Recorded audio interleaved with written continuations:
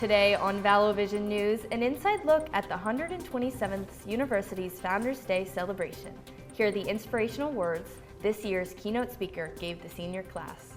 And the final verdict in the shocking court case of Alabama native Carly Russell. What's next in the case that gripped the nation? Plus, we can't shake it off. Taylor Swift's Eras Tour movie smashed box office records. Hear from local Swifties who packed Central Alabama theaters. Vallo Vision News starts right now.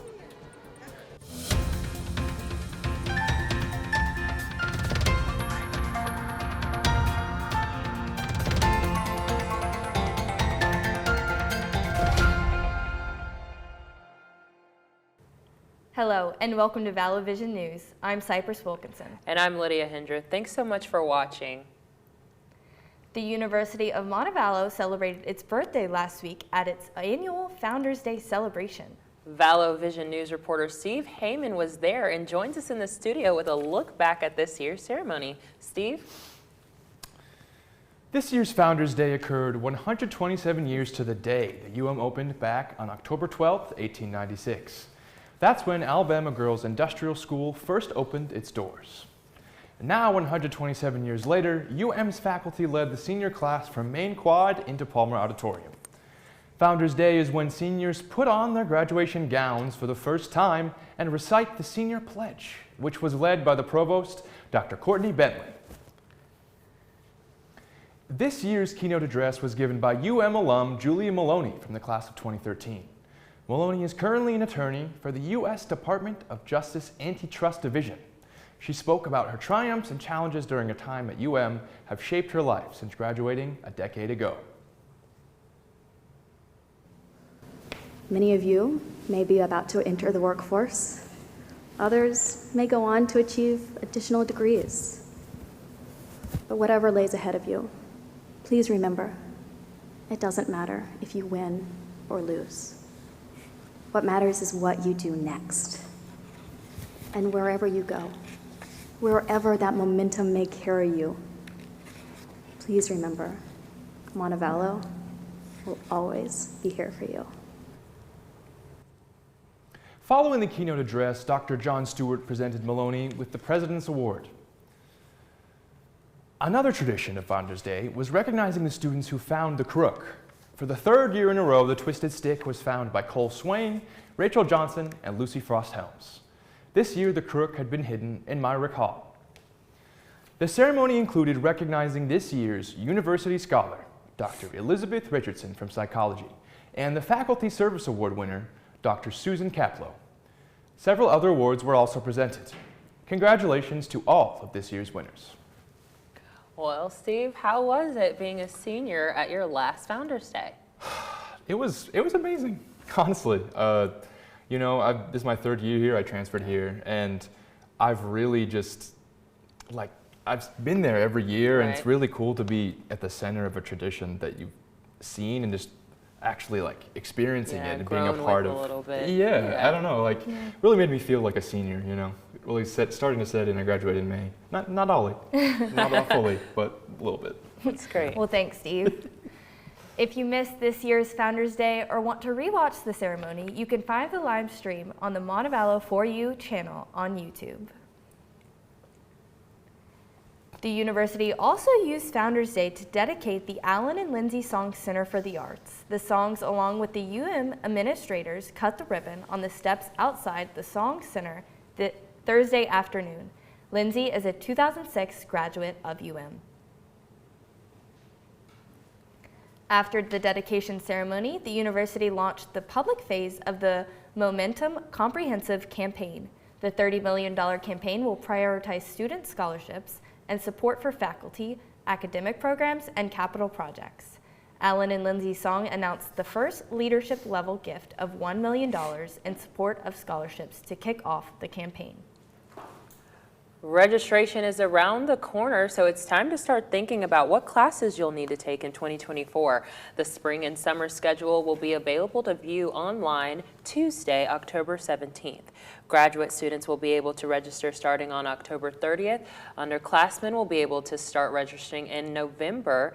Remember, you must meet with your advisor before you can register for classes.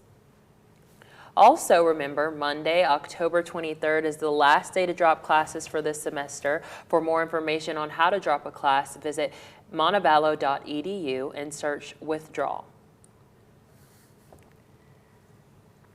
Turning to headlines from across Alabama, Carly Russell has been found guilty after reporting a false incident to police.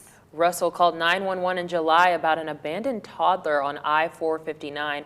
Police arrived to find her car on the side of the interstate still running. Russell disappeared for about 49 hours, then showed up at home saying she'd been abducted. A few days later, Russell's attorney said her story was fabricated. The state recommended she get up to a year in jail, a fine of $831, and pay nearly $18,000 in restitution. Russell is set to appeal in circuit court. A court date has been set for the man who allegedly extorted money from Natalie Holloway's mother. Natalie is a teenager who disappeared in 2005 during a high school graduation trip to Aruba. 35-year-old Joran Vandersloot will appear in Birmingham Wednesday for a plea and sentence hearing. In June, he was transferred from a prison in Lima, Peru, where he was serving a 28-year sentence for an unrelated murder. In 2005 and 2007, Vandersloot and his two brothers were arrested and released by Aruba police multiple times in connection with Holloway's disappearance. A lucky Alabama man has won big in the Florida lottery. Gary Thomas paid $5 for his scratch-off ticket at a liquor store in Campbellton, Florida. That's near the Alabama state line. Instead of opting for the prize of $150,000 a year for life, Thomas chose to receive his winnings as a one-time lump sum payment of $2.4 million. Thomas says he still can't believe he won, and quote, "It's still sinking in." Remember, there's always more news 24/7 on our social media pages. Just search for Vallo Vision News on Instagram, Facebook, and X for more stories throughout the week. Still ahead on Vallo Vision News, Taylor Swift's The Eras Tour hits theaters this past Friday. See how local Swifties packed Central Alabama theaters. Plus, an update on the NFL's hottest couple, new trailer news next. We'll be right back.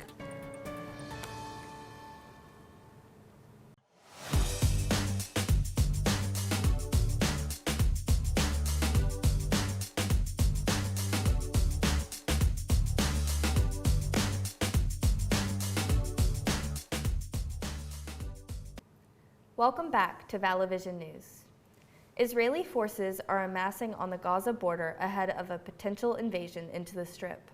A move that follows days of retaliatory strikes in response to a Hamas terrorist attack over a week ago that killed more than 1,400 Israelis and at least 30 Americans. Since then, there has been hundreds of military and civilian deaths on both sides. Laura Ajiri brings us the latest. It is high time that they be banished from the realm of existence.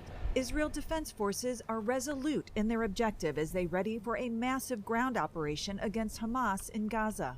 You know our deep commitment to Israel's right, indeed its obligation, to defend itself.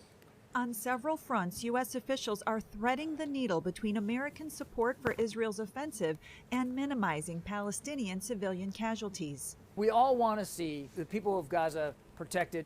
Over 1 million Palestinians have fled south from northern Gaza, heeding Israel's warnings. But until Egypt agrees to open its border, they wait in southern Gaza, with food, water, and medicine dangerously scarce. In Haifa, a Royal Caribbean cruise ship set sail for Cyprus, evacuating some Americans. But not everyone wanted to go. I think that we should stay in Israel with our nation and with our family. Images of war and human suffering are fueling widespread protests in the U.S. and now possibly a murder. Police in Plainfield Township, Illinois, arrested and charged a 71-year-old man with fatally stabbing a 6-year-old Palestinian American boy and seriously wounding his mother. The victims, who are Muslim, were the man's rental tenants. A federal hate crime investigation is underway. He was a lovely boy who loved his family, his friends, and he paid the price for the atmosphere of hate. I'm Laura Aguirre reporting. Israel has now ordered 28 villages near the Lebanese border to evacuate. In recent days, U.S. intelligence officials have acknowledged Iran's broad role in supporting terror groups like Hamas, but they have not yet found a smoke and gun directly linking Iran to the Hamas terror attack in Israel that touched off the war just over a week ago. In other news, the Eras Tour movie had an amazing turnout over the weekend in theaters across the world. Reporter Rachel Rayford has an inside look at the Vestavia Hills AMC, where fans packed the theater to see the Eras Tour on the big screen. Taylor Swift fans gathered at the AMC in Vestavia Hills last weekend to view her long-awaited filming of the Eras Tour. As moviegoers entered, they were led to purchase snacks in Swift-themed cups and buckets. While some filled up their Swift cups, some fans like Kathleen cheersed with their friends prior to the show. I think it gets a bad rap sometimes because, it's all these girls obsessed with this other girl, and, people always say, well, she doesn't know care who you are, but she doesn't have to know or care who I am for me to relate to what she has to say and does in life. And no matter if you're 12 or 26 like I am, you're going to find something that she does that you relate to. Kathleen was excited to see the show for a second time with fellow Swifties. Much like Swift's Eras Tour, fans are selling out the auditoriums, leaving little blank space for others.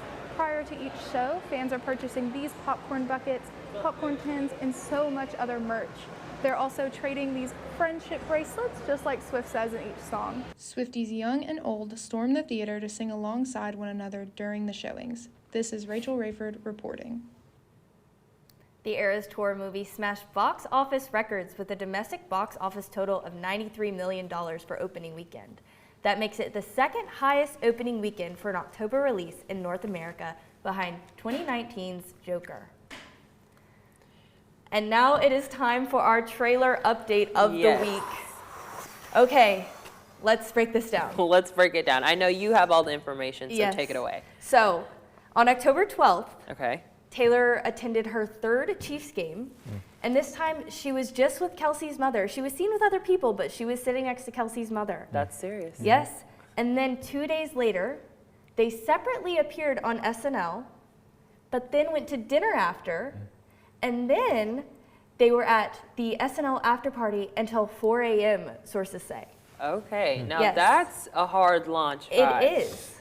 It's definitely giving official. And did you see the little red lipstick on Travis's mustache? I don't really want to go there because I used to watch Catching Kelsey, and not saying like dibs or anything, but I might have gotten a little jealous. Definitely. I would say this is definitely a hard launch. What do you have to say, Steve? I think it's a touchdown of a relationship to me.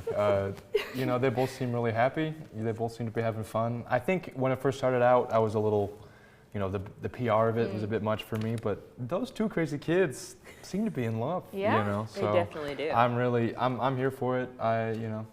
Not a blank space in the relationship column for her anymore. Right? But yeah, no, I'm happy for him. That's our trailer update of the week. Remember, there's always more news from our team of reporters on our website. Visit vallovisionnews.wordpress.com to see more stories from UM throughout the week. That's all the time we have for today's show. Thanks for watching. We'll see you again Wednesday.